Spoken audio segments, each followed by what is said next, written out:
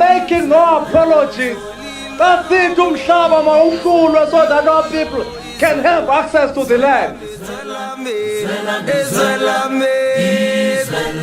Life is difficult, but you must soldier on. Don't give up. If you are a coward, you don't belong here. Hi guys, welcome to my YouTube channel.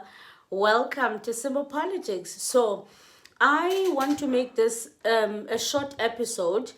I want to speak about the meeting of Putin and Donald Trump. So they met yesterday. I was actually watching this. I'm surprised that I didn't make a video yesterday. I was actually watching this yesterday while they met. So I was looking at Vladimir Putin as he was walking. He's very short again. I like him as he was walking towards Trump, walking fast. And the way Trump was receiving him. You know, there's a lot of things that I observed there. I observed a lot of respect from Trump.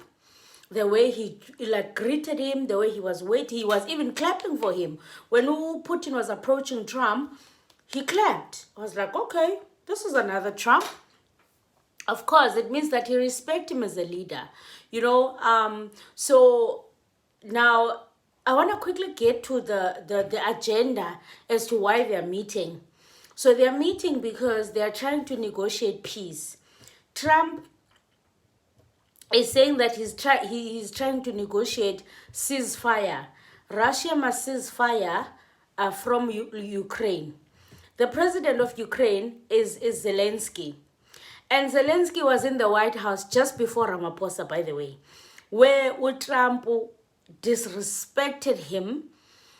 The things he did and said to him, he disrespected him so much that's why we were scared when Ramaphosa went there, because we had already seen how he treated Zelensky and how he was telling him, we've been helping you for years.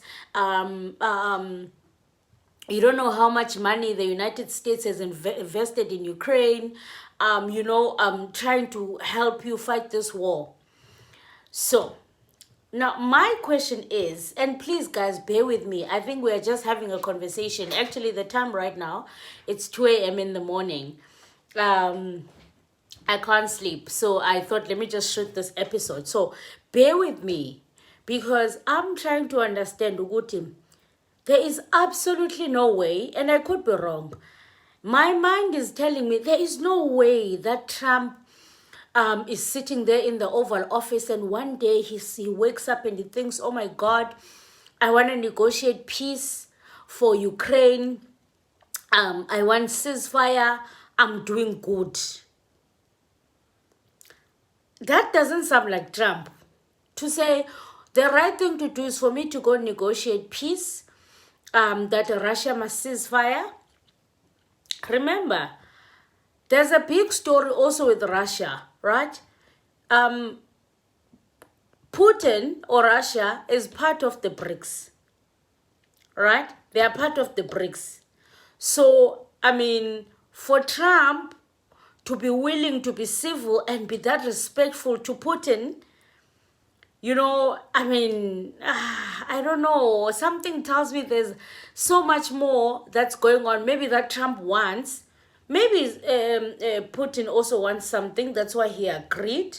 Because I feel like as well, he wouldn't have just agreed deny. There's something that maybe he also wants. Or maybe there's more terms that they're negotiating. I don't know. Another strange thing is that they are negotiating this peace in the absence of Zelensky, the president of Ukraine. Now, which means that the future of Ukraine is in Trump's hands. Do you hear how crazy this is, guys? So the future of Ukraine is in the hands of Trump, because he's the one who's negotiating with Putin, that Putin must cease fire. And funny enough, just before the negotiation, and there's a clip that I'm going to play here. I hope it doesn't flag.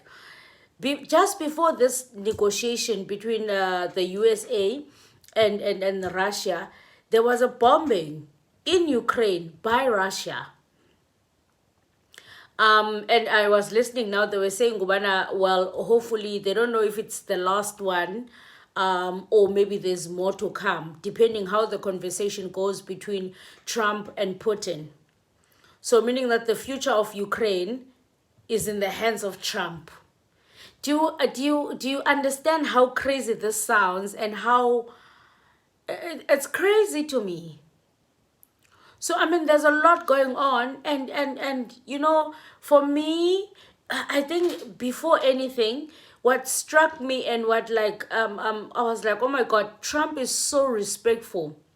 His demeanor towards Putin, like it was more of like worship him kind of vibe.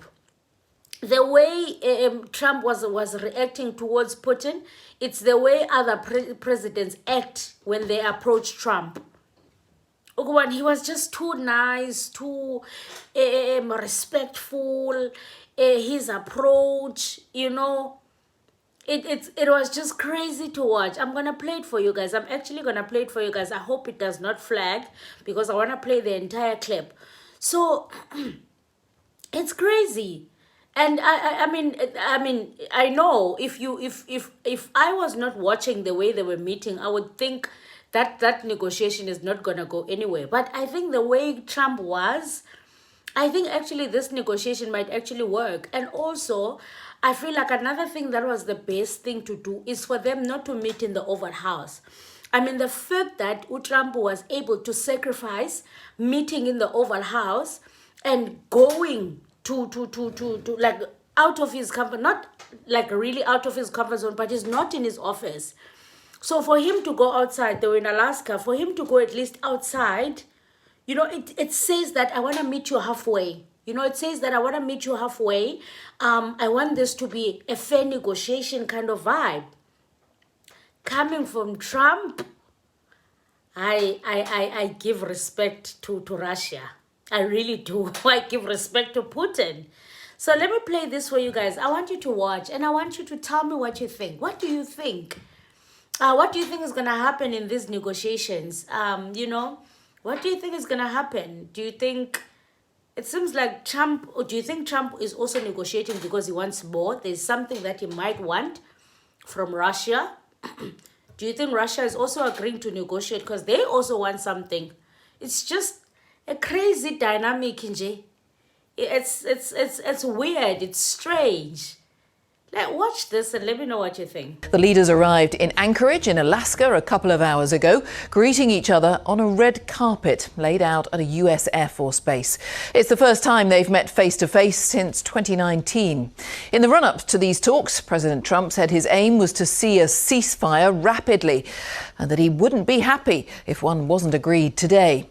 Yet one person who isn't there is Ukraine's President Zelensky. He isn't invited, despite the fact the talks are about the fate of his country, which Russia invaded 3.5 years ago. He has said he's counting on America. Our North America editor, Sarah Smith, is in Anchorage tonight. Sarah. Yeah, those talks are going on now at this US military base where I am. I have to say, this is a highly unusual situation for a top-level summit like this because we really don't know what's likely to happen, what might be agreed in these discussions. Normally, at an event like this, most of it's been worked out well in advance and it's pretty clear what the outcome is likely to be, but that is not the case here.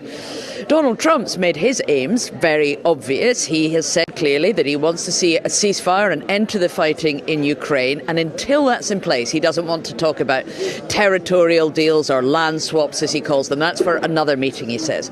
But what's not at all obvious is what Vladimir Putin's aims are. He has not let on whether or not he is going to agree to a ceasefire like that. So we're left in a situation where we really don't know what the outcome is likely to be. And it all comes down to what's going on in that meeting room right now.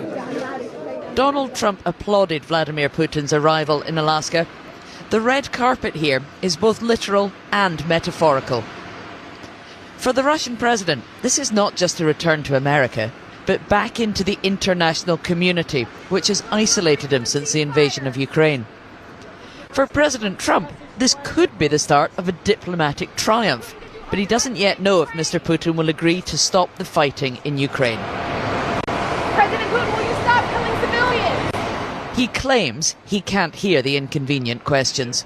On his flight to Alaska, Donald Trump was clear about what he wants from this summit. But I want to see a ceasefire rapidly. I don't know if it's going to be today, but I'm not going to be happy if it's not today. Everyone said it can't be today, but I'm just saying I want the killing to stop. I'm in this to stop the killing. Russian drones struck the Ukrainian town of Sumy overnight, just hours before the peace talks were due to begin.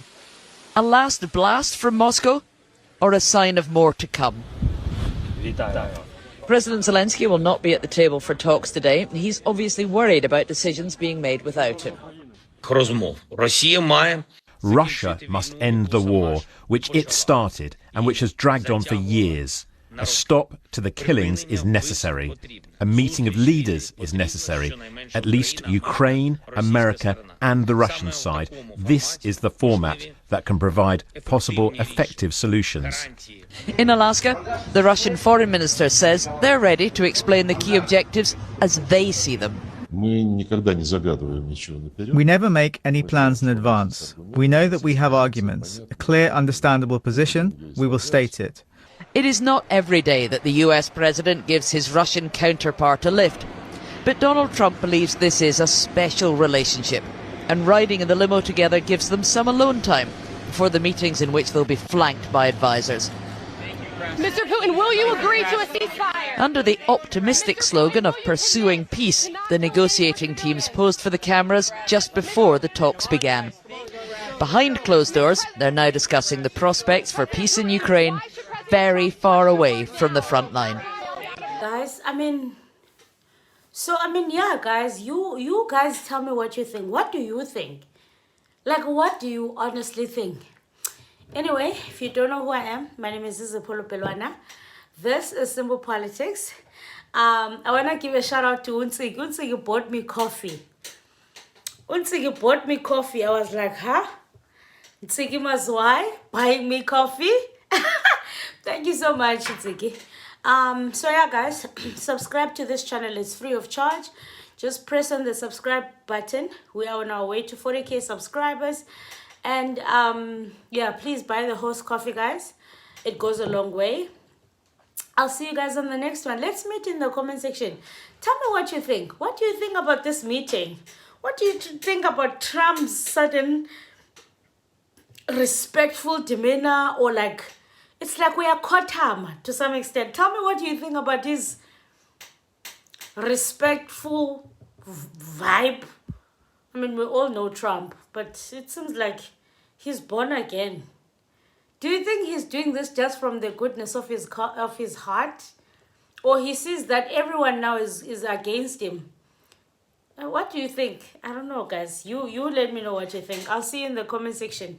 Anyway, happy Sunday, everybody. Thank you so much for watching. I'll see you guys on the next one. Aluta continua. Until the next time.